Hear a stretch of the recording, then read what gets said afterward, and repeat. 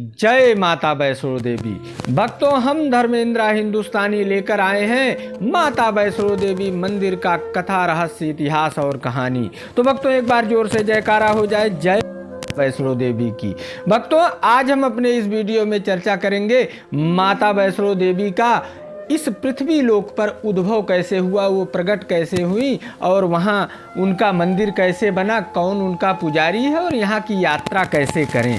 तो भक्तों, यदि आप नए हैं तो वीडियो को लाइक करें, चैनल को सब्सक्राइब कर लें, इससे सनातन धर्म से जुड़े पुराने मंदिरों का इतिहास और सबसे पहले आप तक हो। तो एक बार जोर से जयकारा हो जाए माता की। हाँ भक्तों, कमेंट बॉक्स में जय माता दी जरूर लिखें। तो भक्तों, वैष्णो देवी मंदिर जम्मू से 52 किलोमीटर दूर त्रिकूट पर्वत पर स्थित है। यह एक प्राकृतिक गुफा है। यहाँ पहुँचने के लिए आपको कटरा से 6000 फीट ऊपर चढ़ना होता है। यहाँ शक्ति की 3 रूपों की प्रतीक 3 मूर्तियाँ पिंडियों के रूप में विराजमान हैं। यथा शक्तियाँ हैं महासरस्वती, महालक्ष्मी और महाकाली। भक्तों, इनका अवतरण पृथ्वी पर असुरों का वध करने के लिए सभी देवी देवताओं के सामूहिक शक्ति के रूप में हुआ था और महिषासुर का वध करने के बाद माता वैष्णो देवी वर्तमान स्थान पर जहां आज इनका मंदिर है, यहां आकर रहने लगी। अपने सफ़ेद, लाल और श्याम वर्ण से आभायुक्त 3 पिंडियों का माता ने निर्माण किया। ब्रह्मा के अंश से महासरस्वती, विष्णु के अंश से महालक्ष्मी तथा शिव के अंश से महाकाली पिंडी का निर्माण हुआ।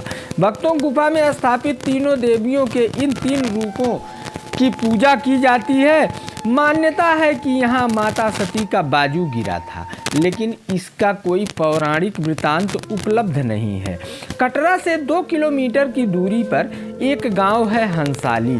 कहा जाता है कि अब से लगभग 700 वर्ष पूर्व देवी माता के परम भक्त श्रीधर जी यहाँ हुए थे और वो इसी गांव के निवासी से वो नित्य कन्या पूजन करते थे, लेकिन श्रीधर जी निसंतान थे। इस बात को लेकर उनके मन में हमेशा पीड़ा बनी रहती थी। श्रीधर जी की सच्ची उपासना से और दृढ़ विश्वास को देखकर एक दिन माता वैष्णो देवी ने तय किया कि वह उनका कष्ट हरेंगी और उनको दर्शन देंगी। एक बार जब वो कन्या पूजन कर रहे थे तो माता वैष्णो देवी भी वहाँ कन्या बनकर आई। नियम अनुसार श्रीधर जी जब सब कन्याओं के पांव धोने लगे तो उन्हें यह कन्या अद्भुत मालूम हुई और उन्होंने देखा कि भाई यह कन्या बड़ी अद्भुत है और यह तो हमारे गांव की निवासी भी नहीं है। यह सब सोचकर वह आश्चर्यचकित रह गए। लेकिन जब पूजन हो गया और कन्याओं का भोजन हो गया तो सारी कन्याएं अपने घर दक्षिणा लेकर जाने लगी, लेकिन माता वैष्णो देवी जो कन्या के रूप में आई थी वो नहीं गई। तब इस दिव्य कन्या की आराधना करने लगे। श्रीधर जी प्रार्थना करने लगे और पूछने लगे कि हे कन्या, आप कौन हैं, कहाँ से आई हैं। तब कन्या ने आदेश दिया कि आप कल एक विशाल भंडारे का आयोजन करें और तब दूसरे दिन एक विशाल भंडारे का आयोजन श्रीधर जी ने किया। और जब भंडारा पूर्ण हुआ तो श्रीधर जी देखते हैं कि अचानक कन्या अदृश्य हो गई। वो खोजने लगे, इधर उधर लोगों से पूछने लगे, लेकिन वह माता जी जो कन्या बनकर आई थी वह अंतर्ध्यान हो गई, किसी को नहीं दिखी। यह सब देखकर श्रीधर जी बहुत दुखी रहने लगे कि भाई हमारे पूजन में या हमारे आयोजन में कोई कमी रह गई। अचानक ये कन्या बिना प्रसाद ग्रहण किए चली गई। तब एक दिन रात को स्वप्न में माता वैष्णो देवी ने श्रीधर जी को दर्शन दिया और स्वप्न में ही अपने साथ ले जाकर श्रीधर जी को अपने धाम का दर्शन कराया। अब श्रीधर जी ने पूरी यात्रा देख ली स्वप्न में।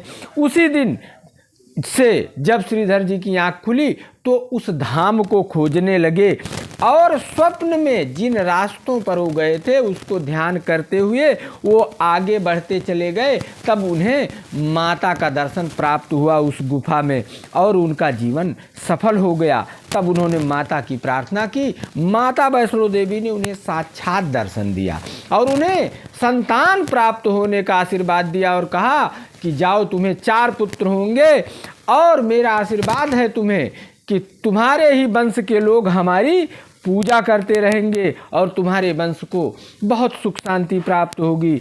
तब से लेकर आज तक श्रीधर जी के वंशज ही माता वैष्णो देवी के मंदिर में पूजन का कार्य संभालते हैं। इसके बाद श्रीधर जी वहाँ से आए और इस मंदिर का प्रचार चालू किया, लोगों को बताना चालू किया और लोगों ने वहाँ जाना चालू किया।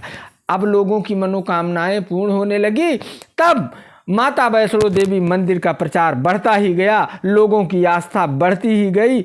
अब तो लाखों की संख्या में लोग यहाँ आते हैं।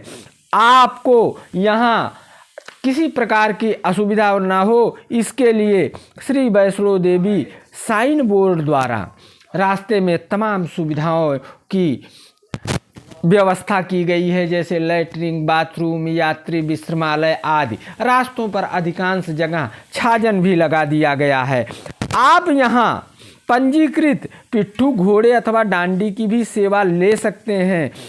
भक्तों, यदि आप यहाँ आते हैं तो जम्मू के रघुनाथ मंदिर में दर्शन जरूर करें। यह मंदिर माता वैष्णो देवी मंदिर दिल्ली से 586 किलोमीटर दूर है और कटरा से मात्र 46 किलोमीटर दूर है। यहाँ का निकटतम हवाई अड्डा जम्मू हवाई अड्डा है।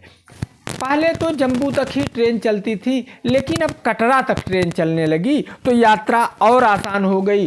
तो सभी भक्तों से मेरा आग्रह है कि बना रहे आप सभी का प्यार और दुलार। अगले वीडियो तक नमस्कार। जय माता वैष्णो देवी।